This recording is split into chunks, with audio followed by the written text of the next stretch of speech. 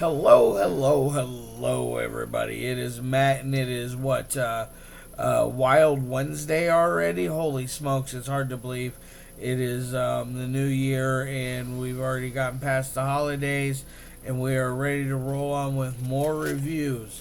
But now, before go on to any of that, I want to wish each and every one of you a great morning, evening, dawn, day, or dusk. All that lovely stuff, because life really is too short as is. Do me a really huge favor and like, share, and subscribe. I love seeing your beautiful faces when you are here. I know I'm here an awful lot, but I have an awful lot on my plate to review. And one last little tidbit of information. Check out the description box. I give you a bigger bite of every single movie of every single day, such as your brief synopsis. I don't have a starring cast for this one because it doesn't really have a starring cast per se. I give you your director, runtime of the cut I am watching, and a link if you decide you can watch the movie for free. It's located over on YouTube. It's definitely an interesting watch. It is directed by Chris J. Lara, and it is none other than Out in Front of the Ritz Savoy. What an interesting movie. What an interesting title. Everything about this is just great. It is a Twilight Zone fan film based off of the 50s Twilight Zone episode The Dummy, which I've seen it beforehand, but it was cool to see an expansion upon that story, where you find out more of where he finds the dummy, other aspects that happen after he is long gone. What happens to the dummy then? It's quite interesting. Basically, it's about Jerry Etherson and his clown Willie. Willie is a kind of a mischievous type of puppet. He is a ventriloquist, and it talks about how at a very young age he learned how to do ventriloquism and throw his voice and all that great stuff.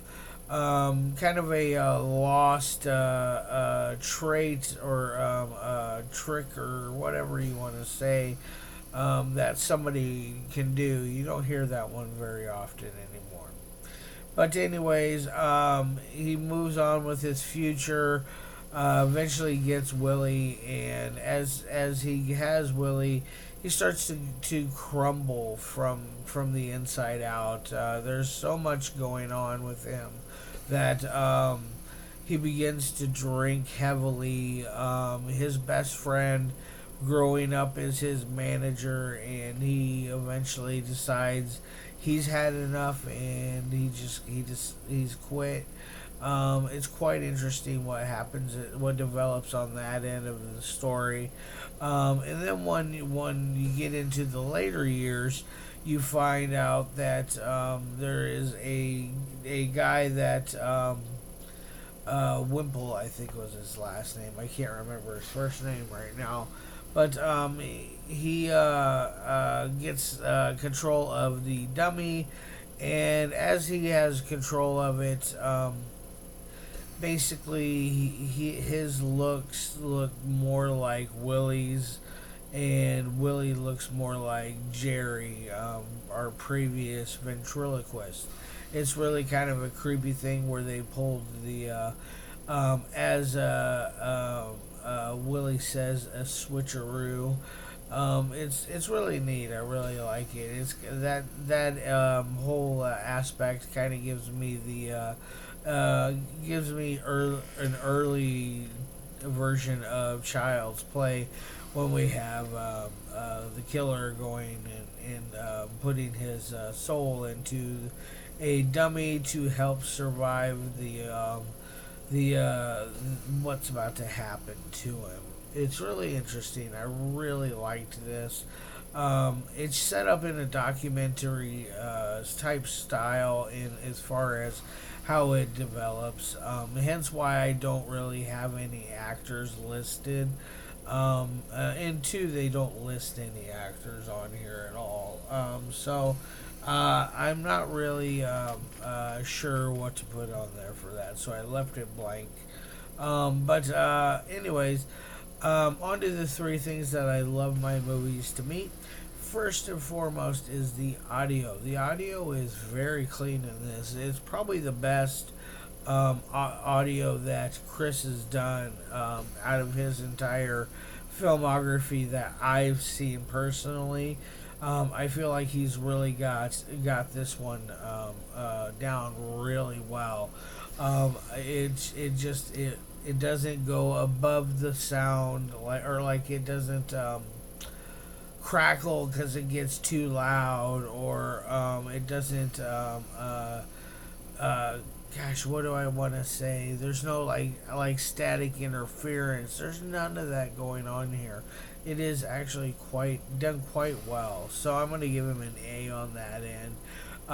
Second is dialogue. The dialogue is interesting because you do have a lot of dialogue going on through a narrator giving you the story, the play-by-play, and then little scenes, vignettes that they have broke down and shown you of what some of the things that they think either A happened, B did happen.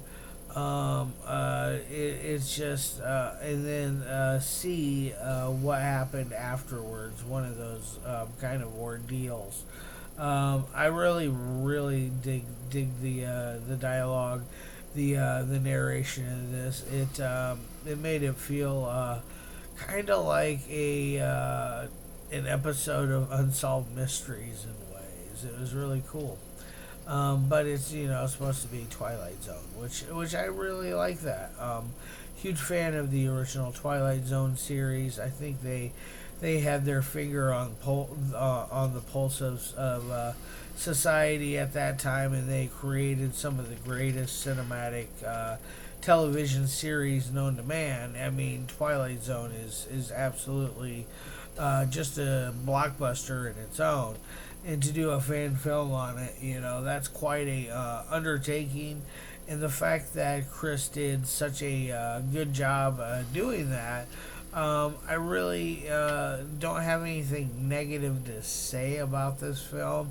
I think it is 100% works on all cylinders. The dialogue, I'm going to give it another A there. And then on goes to the toughest part of any film, which is editing. That can be a bit tricky if you're not the best editor. Me. You got to constantly learn stuff, which it helps if you're still trying to learn. Me. But anyways, onto the editing again. It works very fine. There's no like weird pacing issues or any silly jumps that don't make any sense. It stays a good steady momentum, which that's what I like about Chris's films. He usually gives you a good pacing that for all of his films, which is why I always come back to see what he's got. He's sends me his stuff to view, and I happily check it out because he's a great director. So I'm gonna give it an A on the editing part. So we got 3 A's. My final score on this one's gonna be a 4 out of 5. It's one of my favorite from Chris.